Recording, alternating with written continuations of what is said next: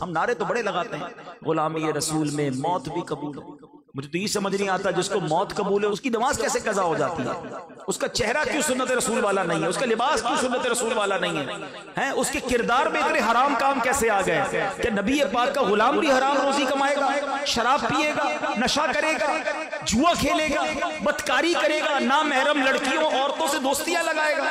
یہ کیسا عشق رسول ہے؟ یاد رکھو اگر نبی پاک ناراض ہو گئے نا پھر کوئی نہیں ہے، پھر کس کے پاس جائیں گے؟ آقا کا راضی ہونا ہی ہماری شفاعت کے لیے ضروری ہے، تو کوئی ایسا کام نہ کریں۔ اور پھر خاص طور پر آج کل تو ایک عجیب فینومینا ہے، بھائی میں تو سب کی سنتا ہوں، کیوں سب کی سنتے بھائی؟ ہمیں نہیں سننی سب کی، جو رسول پاک کا سچا عاشق ہے میں اسی کی سننی ہے۔ ہاں یہ اس طرح کی ادھر ادھر کی باتیں سن کے دماغ میں پھر فطور آ جاتا ہے، تو عشق رسول جس کے سینے میں ہے وہی ہمارا امام بن سکتا ہے۔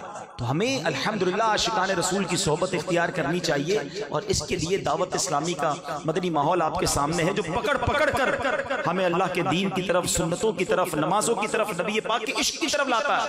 تو پلیز دعوت اسلامی کا ماحول اپنائیے، اس ماحول میں بیٹھیے، انہی کے دوست بنا لیجیے۔